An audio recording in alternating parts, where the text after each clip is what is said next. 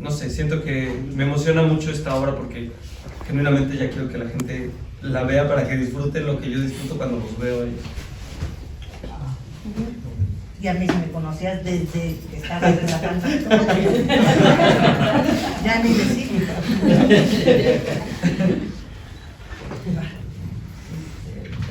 Pues antes de abrir el micrófono para sus preguntas, quiero agradecer obviamente a Centro Cultural de México, que nos aguantó este espacio durante 3 años. No es sencillo, y en ningún momento pensó de no, ya pasó la pandemia, ya pasan muchos años, este proyecto se acaba, sino que siempre ha estado firme con nosotros. Y a nuestro contribuyente, que es Inbursa, gracias al cual podemos tener una producción como la soñamos, y con los actores que la soñamos. Si les paso el micrófono para que hagan preguntas de los personajes, de las actuaciones, de lo que tengan ganas de la obra.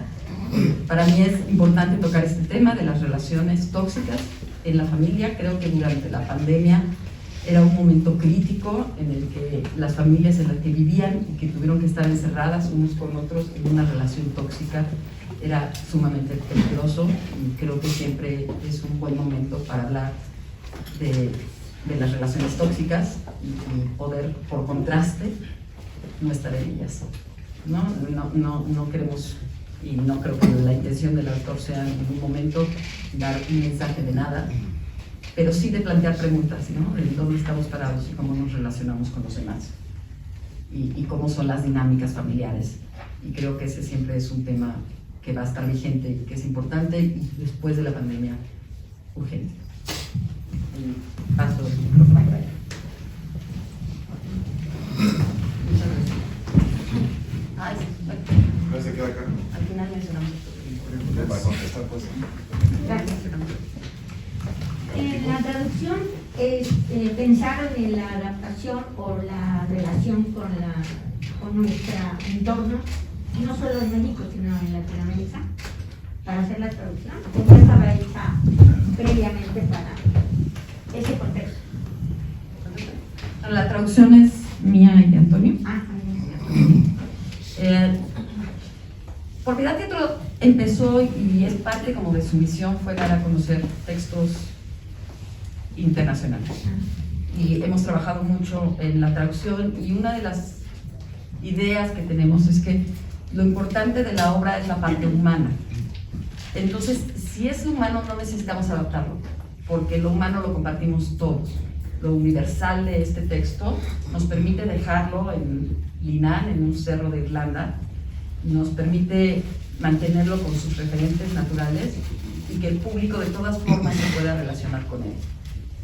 Entonces decidimos dejarlo así, decidimos dejar a los personajes allá, el que sean muy pelirrojos, aquí nuestros actores es mera coincidencia, se parezcan irlandeses, porque pensamos que sí, que de lo que queremos hablar pasa con esos referentes. Entonces lo dejamos absolutamente. Creemos que realmente es tan buen autor que tratar de moverle a su texto sería un error. Muchas gracias. ¿Y más?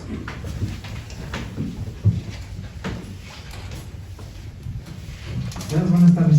¿Nos podrían hablar un poco acerca de cómo está organizado el espacio escénico, la iluminación y todos estos elementos de la puesta en escena? Buen momento para hablar de eso.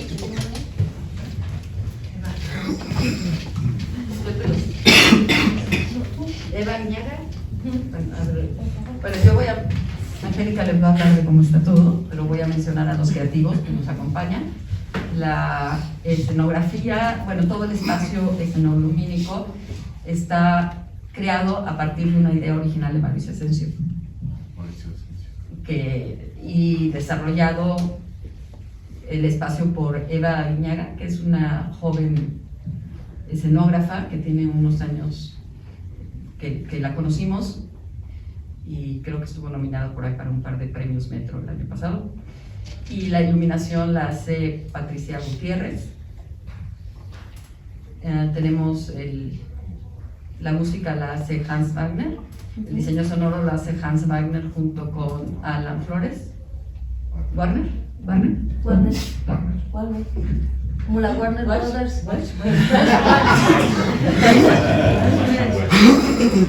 Y bueno, somos un equipo pequeño, pero que tenemos mucho tiempo trabajando juntos, que es Alan Flores, que es el stage manager, Mari Carmen Núñez, que andaba por ahí, los recibió, es nuestra productora ejecutiva, y Mónica García y Paulina Bringa, que son nuestras asistentes de producción.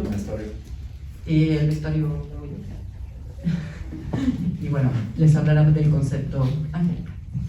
Y mientras le oye el micrófono, no sé, creo que mencionar el acento del asunto. El acento irlandés que el estamos acento haciendo. El asunto de lo extraño que es para mí este acercamiento como a un tono más realista. Pero coméntalo, porque... No, nada más quiero de pasada.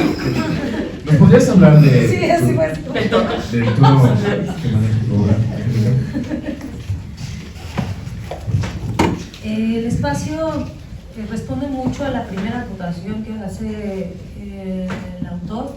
El autor describe un espacio completamente realista, insisto, naturalista casi.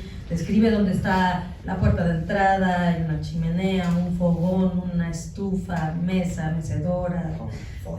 Hace una descripción de los cuadros que hay, lo que está. Es muy minucioso en su forma de describir el espacio. Casi nos recuerda, sin la poesía de Tennessee, ¿verdad? Pero nos recuerda ese tipo de descripciones de textos realistas norteamericanos. Sin embargo, deja bastante abierto a la creatividad también. Entonces, lo que se hizo es, si hay una réplica de una posible cabaña, se jugó un poco con la fractura de las relaciones en la fractura del espacio, porque finalmente crear toda la cabaña es un tema en un espacio como la gruta, es otro tipo de espacio, no podemos cerrarlo tanto porque nos castigamos a nivel de iluminación, pues entonces se tiene que jugar con cierta reinterpretación. Y obviamente estamos buscando que todos los elementos puedan, de este naturalismo, de este realismo del que hablamos, sí queremos que puedan tener los elementos para llevar a cabo las actividades que están realizando los personajes. La verdad es que sí estamos trabajando tanto en la iluminación como en la escenografía, en el vestuario y en las actuaciones, en tratar de lograr este efecto voyerista que da el naturalismo. Esta sensación de entrar en casa de alguien, de poder espiar una vida en un cotidiano y dentro de ese cotidiano descubrir la anomalía, por llamarlo de algún modo. Es decir, es como si el autor hubiera elegido momentos de la vida de los personajes que son más interesantes que los de costumbre, ¿no? Y eso hace este tipo de dramaturgia, que lo que pone es acento en los momentos que van a cambiar la vida de los personajes. Entonces el tono está también en ese lugar de realismo, naturalismo, de pieza. Yo podría decir que esto es una pieza fársica. ¿Por qué? Porque sí está en el realismo, pero sí hay un punto donde dices, esto es posible, y esto es posible creo que tiene que ver con algo que hace Martin, que es hablar de la miseria humana. No solo de la miseria como es una persona miserable, no, de la miseria. Hablar de lo que implica vivir en condiciones miserables, de lo que implica vivir dentro de un mundo de pobreza, de lo que implica vivir en un mundo donde la educación llega muy poco. Y eso va tocando la relación de estos personajes. Por eso, aunque estamos dentro de esta pieza, hay algo que brota en lo grotesco, que brota en lo cruel, es tan cruel que no podrías creer que ocurre. Pero si abres un periódico, verás que ocurre, ¿no? Y entonces ahí es donde tocan siempre esos puntos.